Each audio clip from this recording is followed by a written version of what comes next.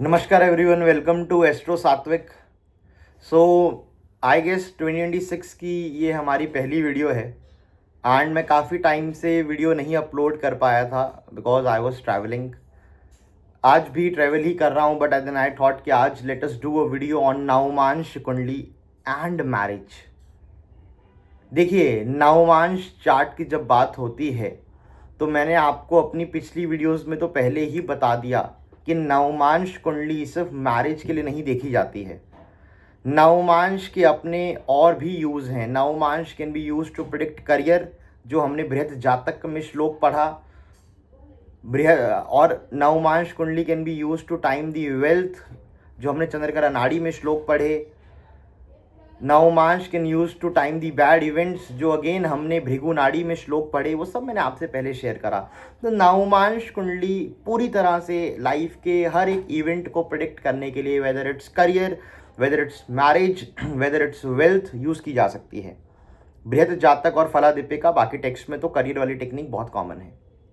लेकिन अगर आप बृहत पराशर शास्त्र खोलेंगे बाय महर्षि पराशर, और अगर आप ट्रांसलेशन आर सांथानाम जी की देखेंगे तो यू विल रियलाइज कि आर सांथानाम जी की ट्रांसलेशन में जब षोडश वर्ग यानी 16 डिविजन्स का श्लोक आता है, तो षोडश वर्गा यानी 16 डिवीजन के श्लोक में उसकी जो ट्रांसलेशन बनती है, तो नवमांश कुंडली को महर्षि पराशर कह रहे हैं कि आप मैरिज के लिए देखें, look the navamsha kundli for marriage.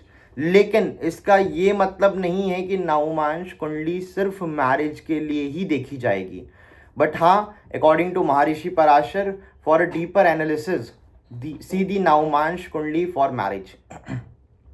अब पहले मैं आपको क्लासिकल टेक्स्ट से कुछ श्लोक बताऊंगा, उसके बाद then I will share with you my observation, my predictive techniques जो मैं यूज़ करता हूँ।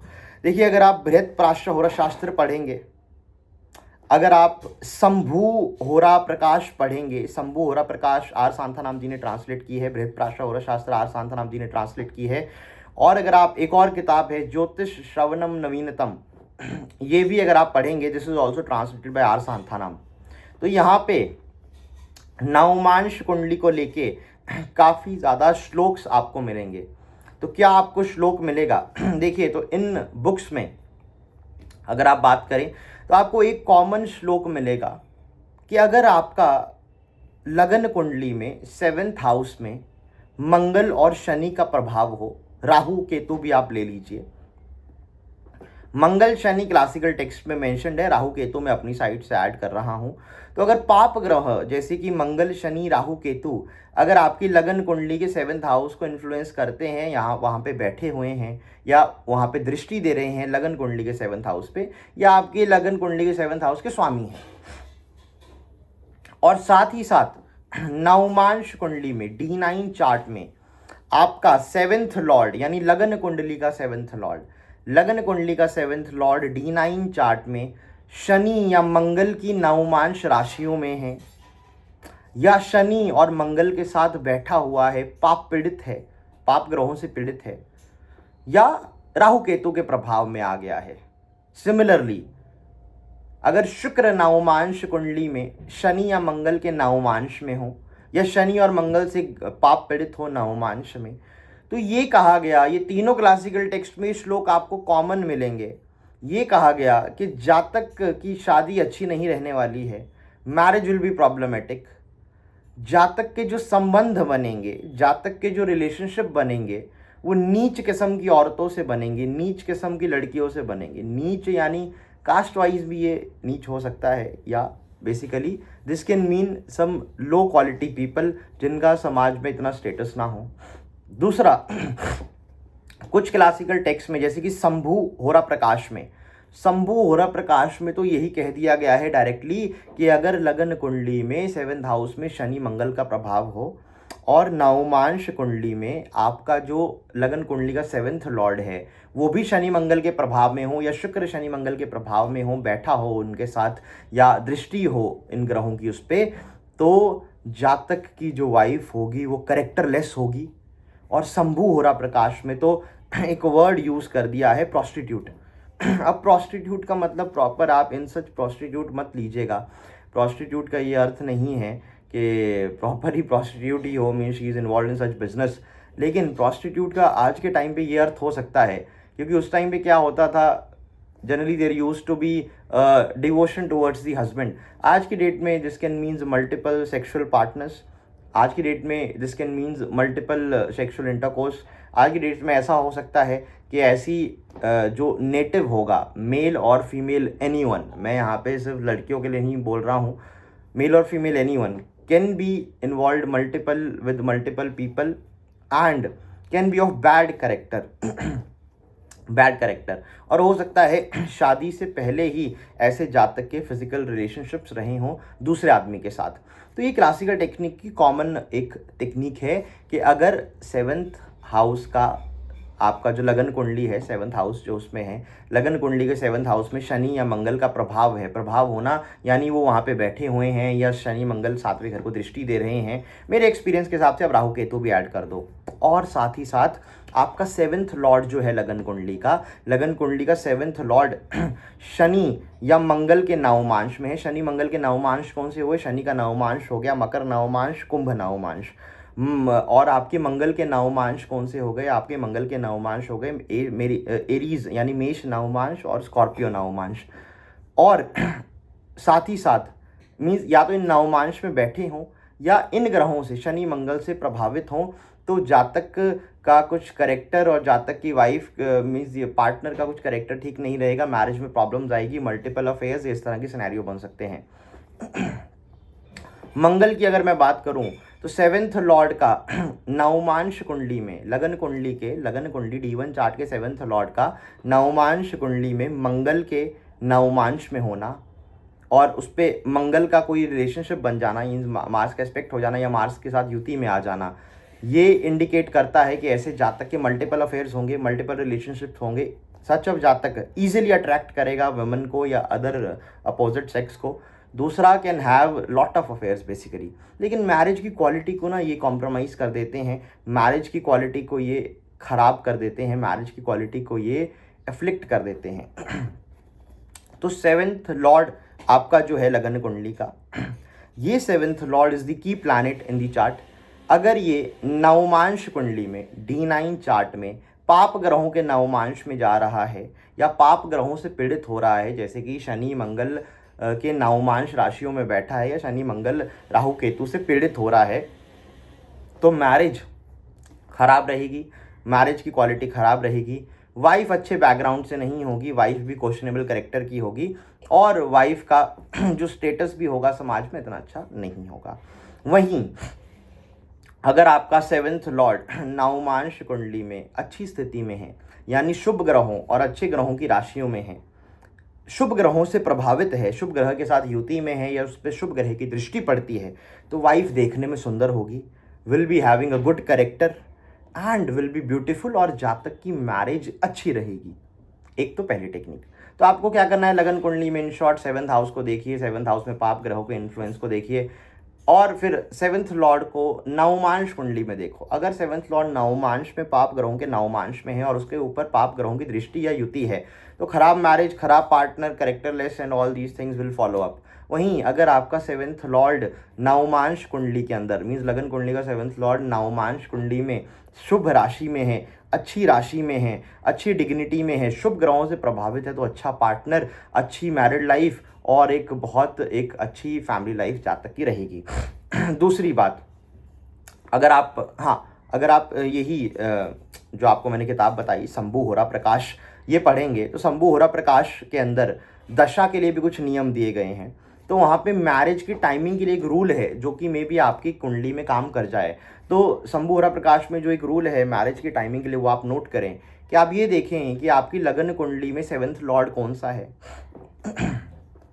लगन कुंडली का सेवन्थ लॉर्ड नवमांश कुंडली में किस राशि में चला गया है, मीन्स लगन कुंडली का सेवन्थ लॉर्ड नवमांश कुंडली में किस राशि में है, उस राशि के स्वामी की जब दशा अंतर्दशा आएगी तो जातक की शादी के योग बनेंगे।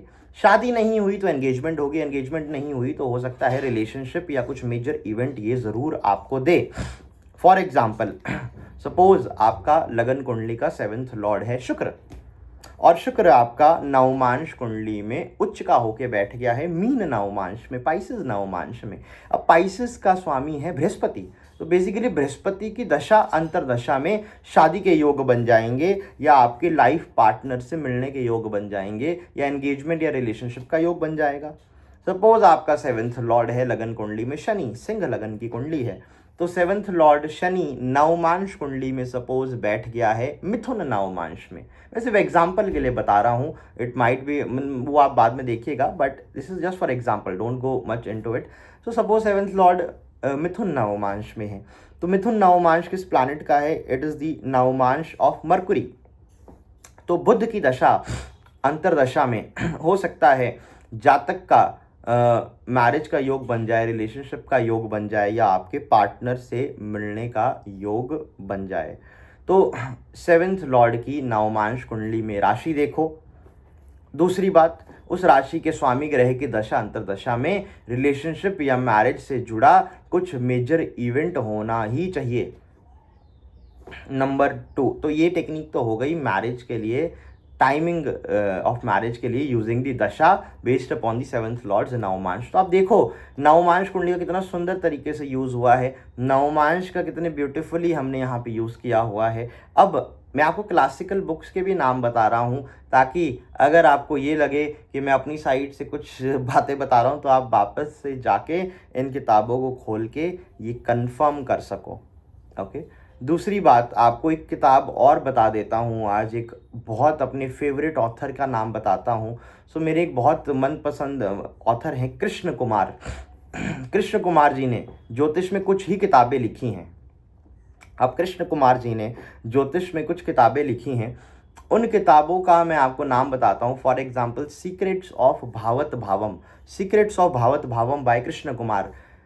इसमें आपको इतनी डिटेल्ड प्रेडिक्शन मिलेगी हर एक प्लैनेट के लिए, हर एक प्लैनेट का हर एक हाउस में जो रिजल्ट है फॉर ऑल 12 रिलेटिव वो आपको मिलेगा। कि सूर्य लगन में हो तो लगन का सूर्य माता को क्या प्रभाव देगा, लगन का सूर्य पिता को क्या प्रभाव देगा, लगन का सूर्य बच्चों को क्या प्रभाव देगा, लगन का सूर्य जातक को क्या प्रभाव देगा, लगन का सूर्य आपके अंकल्स आंट्स को क्या प्रभाव देगा, लगन का सूर्य आपके सिबलिंग्स को क्या प्रभाव देगा।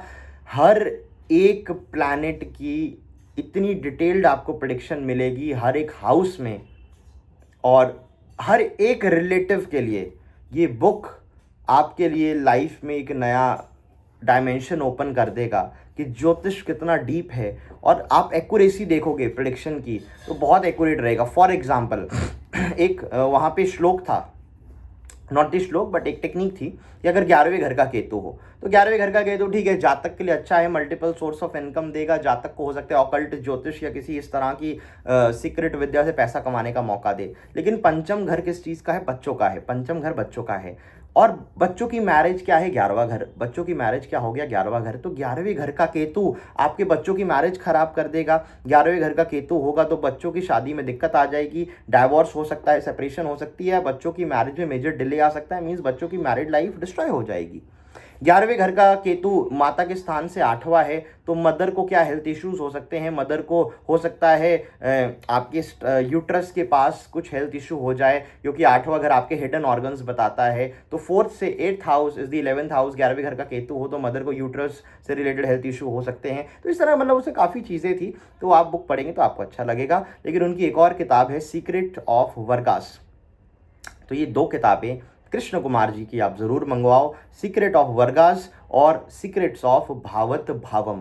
अब सीक्रेट्स ऑफ वर्गास जो किताब है ये कृष्ण कुमार जी ने लिखी है, और इसके अंदर आपको हर एक डिविजनल चार्ट D1 से लेके D60, even higher divisional charts like D81 and D108, इनके भी प्रेडिक्टिव टेक्निक्स आपको मिल जाएंगे। तो आप सीक्रेट ऑफ वर्गास किताब मंगवाएं। अब सीक्रेट्स ऑफ वर्गास जो बुक है उसमें नवमांश कुंडली में बड़ा अच्छा मेंशन है। नवमांश कुंडली मैरिज के लिए कैसे देखनी है, तो बहुत अच्छी एक सूत्र है। तो बेसिकली कृष्ण कुमार जी कहते हैं कि नवमांश कुंडली का लगन और नवमांश कुंडली का लग्नेश आपकी मैरिज के लिए सबसे इम्पॉर्टेंट है। नवमांश कुंडली का लगन और नवमांश कुंडली का लग्नेश आपकी मैरिज के लिए सबसे ज़्यादा इम्पॉर्टेंट है। कृष्ण कुमार जी ये टेक्निक मेंशन करते हैं कि अगर नवमांश कुंडली का लग्नेश केंद्र में हो, मीन्स आपकी जो भी नवमांश कुंडली है उसका जो लग्नेश है वो केंद्र घरों में, पहले घर, चौथे घर, सातवें घर, दशम घर में बैठ गया है, तो जातक की अर्ली मैरिज हो जाएगी, एक राइट एज में जातक की मैरिज हो जाएगी और हाई चांसेस मैरिज अच्छी चलनी चाहिए। दूसरा, अगर नवमांश कुंडली का लग्नेश त्रिकोण घरों में हो, त्रिकोण यानी first house, fifth house, ninth house, 159 में हो, तो हो सकता है जातक की मैरिज अर्ली मैरिज कैटेगरी से थोड़ा सा लेट हो। ओके, मीन्स 27 से 30 के बीच में मैरिज का योग बन सकता है अगर आपका नवमांश का लग्नेश 159 हाउसेज में हो। सबसे मेन आगे उन्होंने क्या टेक्निक दी, अगर नवमांश का लग्नेश 6, 8, 12 में चला गया है, ये आप ध्यान रखिएगा, बाकी चीज़ों को छोड़ के इस पे फोकस करिएगा कि अगर आपकी नवमांश कुंडली का लग्नेश 6th, 8th या 12th हाउस में जाके बैठ गया है तो आपकी लेट मैरिज होगी। 30 या 30 के बाद शादी होनी चाहिए। अर्ली मैरिज हो जाएगी तो प्रॉब्लम आ जाएगा, कुछ मैरिज में इश्यूज आ सकते हैं, कुछ केसेस में 2 शादी के योग बन सकते हैं, या in some cases wife will face some health issue या husband will face some health issue, आपके पार्टनर को कोई मेजर हेल्थ इशू होने के योग बन जाएंगे या मैरिज में अनस्टेबिलिटी आने के योग बन जाएंगे अगर आपकी नवमांश कुंडली का लग्नेश 6th, 8th या 12th हाउस में है। दूसरी बात, उन्होंने एक चीज़ और मेंशन करी कि आप नवमांश कुंडली का लगन देखो। आप नवमांश कुंडली के लगन पे ये देखो किस तरह के ग्रहों का प्रभाव है। अगर नवमांश कुंडली के लगन पे पाप ग्रहों का ज़्यादा प्रभाव है, मेलेफिक्स का ज़्यादा प्रभाव है, तो जातक की मैरिज खराब हो जाएगी, जातक की मैरिज में दिक्कत आ जाएगा, हो सकता है डाइवोर्स, 2 शादी के योग बने या बहुत लेट शादी हो, 32, 35, 36 वर्ष की उम्र में शादी हो।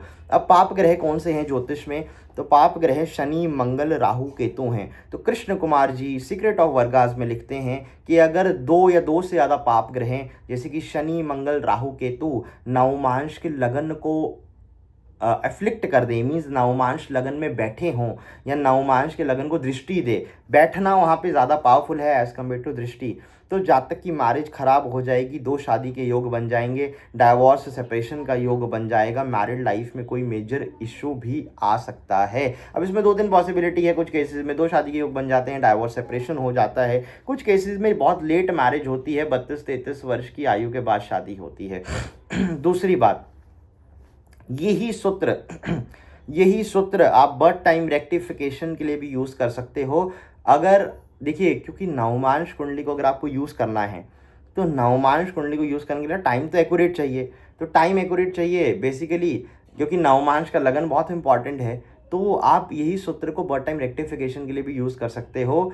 सपोज आपकी नवमांश कुंडली में 12वें घर में राहु, केतु, शनि, मंगल का प्रभाव है, या आपकी नवमांश कुंडली में दूसरे घर में राहु, केतु, शनि, मंगल का प्रभाव है, और टाइम चेंज करने पे, थोड़ा सा टाइम ऊपर नीचे करने में कुछ ऐसी स्थिति बनती है कि ये ग्रह लगन पे शिफ्ट हो जाते हैं और आपकी मैरिज खराब है सपोज, तो दिखती सी बात है आपका नवमांश लगन वो ही सही होगा जिस नवमांश लगन में पाप ग्रहों का प्रभाव होगा, क्योंकि नवमांश लगन में जो ग्रह होंगे वो 7वें घर को भी प्रभावित करेंगे। नवमांश लगन में केतु होगा तो 7वें में राहु होगा, नवमांश लगन में राहु होगा तो 7वें में केतु होगा, नवमांश लगन में शनि, मंगल का प्रभाव हुआ तो 7वें घर को भी दृष्टि देंगे, दिखती सी बात है।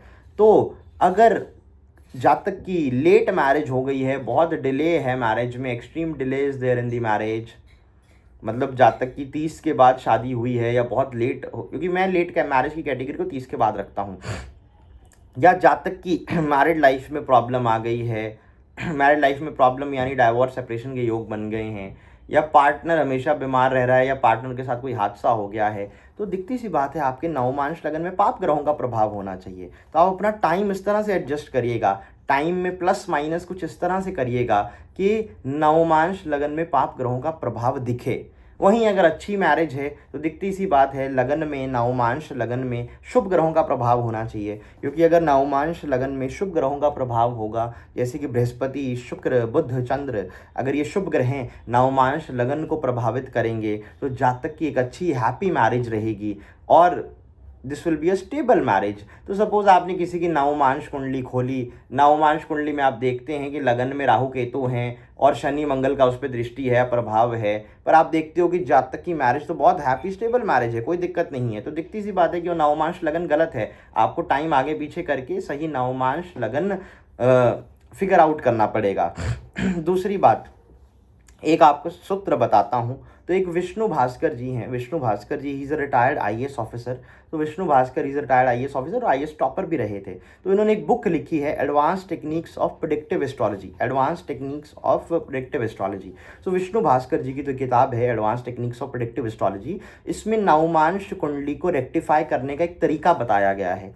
तो ये नवमांश कुंडली को रेक्टिफाई करने का तरीका, मैं ऐसा नहीं कहूँगा 100% काम करेगा, नो, पर मैं ये कहूँगा कि 70% काम करेगा या 80% काम करेगा।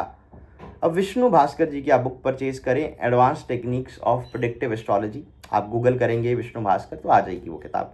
तो वहाँ पे वो क्या लिखते हैं कि अगर लगन राशि और नवमांश राशि दोनों ऑड नंबर राशियाँ हों, मीन्स लगन राशि और नवमांश राशि दोनों ऑड नंबर राशियाँ हों, ऑड नंबर यानी 1, 3, 5, 7, 9, 11, लगन और नवमांश दोनों ऑड हों तो हाई चांसेस जिसकी आप कुंडली देख रहे हो वो मेल की कुंडली है, एक मेल पर्सन की कुंडली है।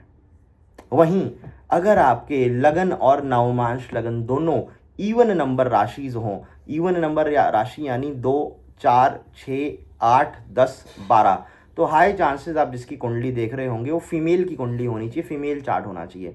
अब मैं ये नहीं कहूँगा कि ये टेक्निक 100% काम करेगी, नॉट पॉसिबल, बट हाँ 70% काम करती है मेरे एक्सपीरियंस में। तो अगर लगन और नवमांश लगन दोनों ऑड नंबर राशि हैं, दोनों 1, 3, 5, 7, 9, 11 राशियाँ लगन नवमांश लगन में आती हैं, तो दिखती सी बात है मेल बर्थ होना चाहिए, ये अकॉर्डिंग टू विष्णु भास्कर जी। दूसरा, अगर लगन और नवमांश लगन दोनों इवन नंबर राशि हैं, इवन नंबर राशि यानी 2, 4, 6, 8, 10, 12, तो जिसकी आप कुंडली देख रहे हो डैट कुंडली should be of a female native, female जातक की ये कुंडली होनी चाहिए।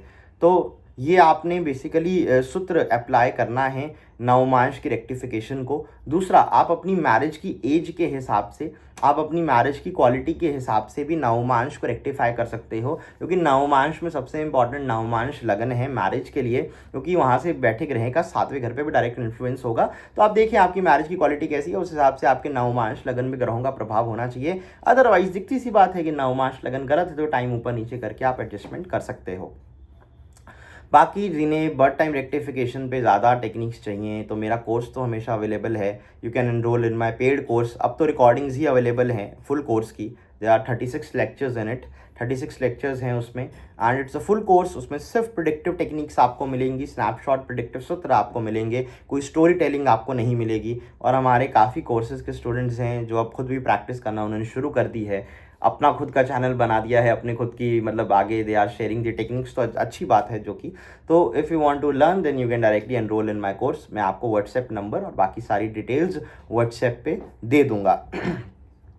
उससे पहले एक और मैं आपको सूत्र बता देता हूँ कि अगर नवमांश लगन का स्वामी ग्रह है, अगर नवमांश, ये भी कृष्ण कुमार जी की बुक सीक्रेट ऑफ वर्गास में है, कि अगर नवमांश कुंडली का स्वामी ग्रह उच्च का है या अपनी राशि में है या मित्र राशि में है, नवमांश लगन का स्वामी ग्रह उच्च का है या अपनी राशि में है या मित्र राशि में है, तो जातक की मैरिज बड़ी अच्छी रहेगी, हैप्पी मैरिज रहेगी। दूसरा, एक अच्छी लड़की से शादी होगी, good character, moreover high class family में शादी हो सकती है, wife will be financially well of.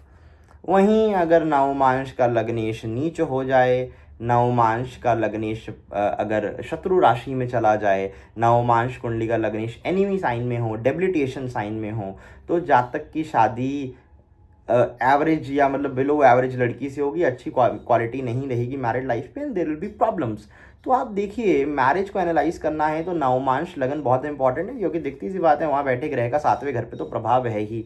दूसरा, नवमांश कुंडली में शुक्र को ज़रूर देखें। शुक्र कहीं शनि मंगल के नवमांश में तो नहीं चला गया है, शुक्र कहीं पाप ग्रहों से दृष्टि तो नहीं उस पर पड़ गई है। पाप ग्रहों की दृष्टि यानी मीन्स शुक्र के ऊपर शनि मंगल राहु केतु का प्रभाव तो नहीं आ गया है। अगर शुक्र के ऊपर शनि मंगल राहु केतु का प्रभाव है, शुक्र अगर पाप ग्रहों की राशि में है यानी शनि और मंगल की राशियों में है, तब भी मैरिड लाइफ में प्रॉब्लम आ जाएगी, एक्स्ट्रा मैरिटल अफेयर्स हो सकते हैं। आपका पार्टनर अच्छे कैरेक्टर का नहीं रहेगा, partner can be cheating, can have cheating tendency, partner की चीट करने की टेंडेंसी होगी, चीटिंग का रिस्क हो जाएगा मैरिज में। तो ये भी एक अच्छा पार्टनर नहीं देता है। अब करेक्टरलेस वर्ड तो मैं नहीं यूज़ करूँगा, बट ठीक है, मतलब that is what it is. तो ये भी आप चीज़ का ध्यान रखिएगा। दूसरा, सेवन्थ लॉर्ड की नवमांश स्थिति भी देखें। अगर सेवन्थ लॉर्ड की नवमांश स्थिति खराब है तो भी आपको दिक्कत आएगी। अब मैरिज की टाइमिंग के लिए 2-3 रूल आपको बता देता हूँ। आप ये देखें कि लगन कुंडली का सेवन्थ लॉर्ड नवमांश में किस राशि में है, उस राशि का स्वामी ग्रह अपनी दशा अंतरदशा में शादी देगा। दूसरा, अगर आपका बर्थ टाइम एक्यूरेट है, नवमांश कुंडली एक्यूरेट है, तो नवमांश का लग्नेश और जो सेवन्थ लॉर्ड है, नवमांश कुंडली का लग्नेश और सेवन्थ लॉर्ड अपनी दशा अंतरदशा में मैरिज देगा 80%। अगर आप विंशोत्तरी दशा यूज़ कर रहे हो, देखो मैं तो ये कहता हूँ यूज़ ट्रांजिट्स, मेरा तो ये एडवाइस है कि गोचर यूज़ करें, ट्रांजिट्स यूज़ करें। आप ट्रांजिट्स अगर यूज़ करेंगे तो आपको बेस्ट रिजल्ट्स ज्योतिष में मिलेंगे। तो मेरा तो ये कहना है कि transits are the best in astrology.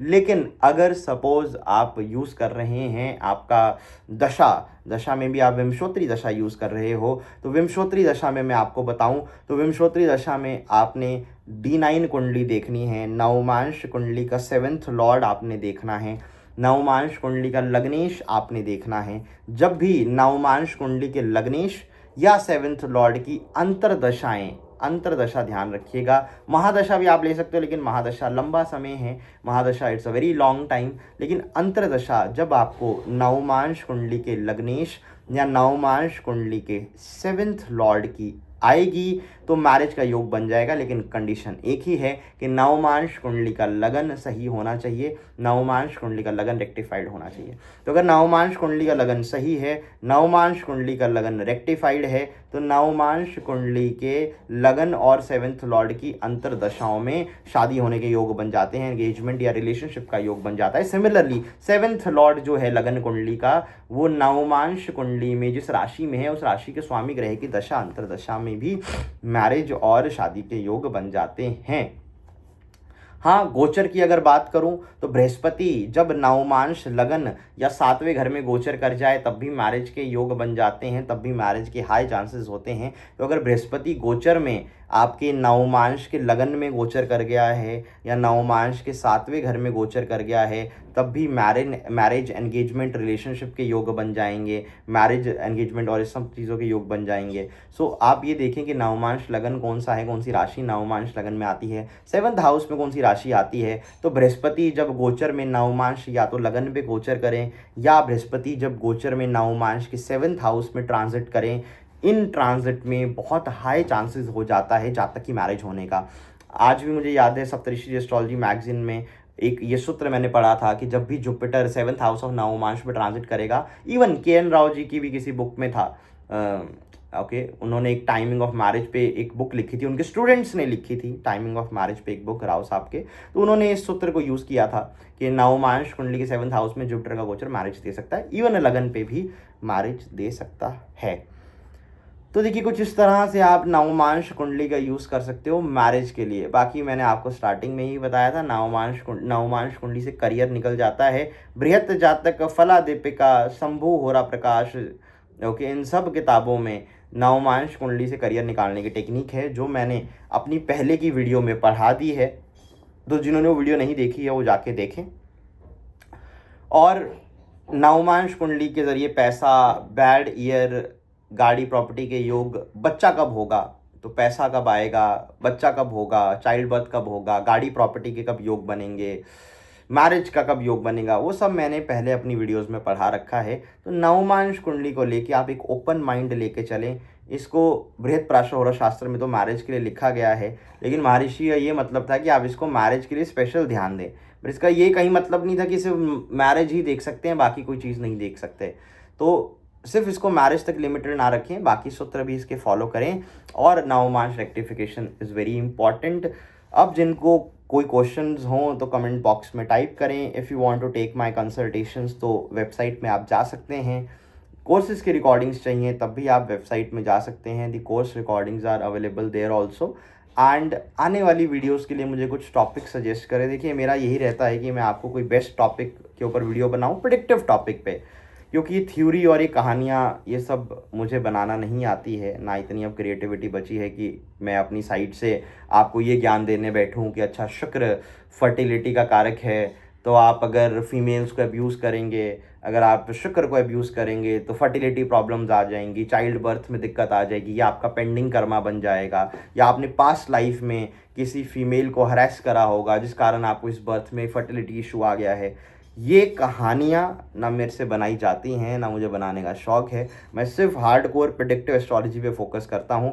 तो जिन लोगों को उस चीज़ का इंटरेस्ट है वही मेरे चैनल को फॉलो करें, अदरवाइज़ कहानी थ्योरी वो आपको यहाँ नहीं मिलेगी। तो thank you so much. And next video हम प्रॉपर अपने स्टूडियो से ही बनाएंगे। अभी तो I am here in travelling basically, so अभी इट्स नॉट पॉसिबल।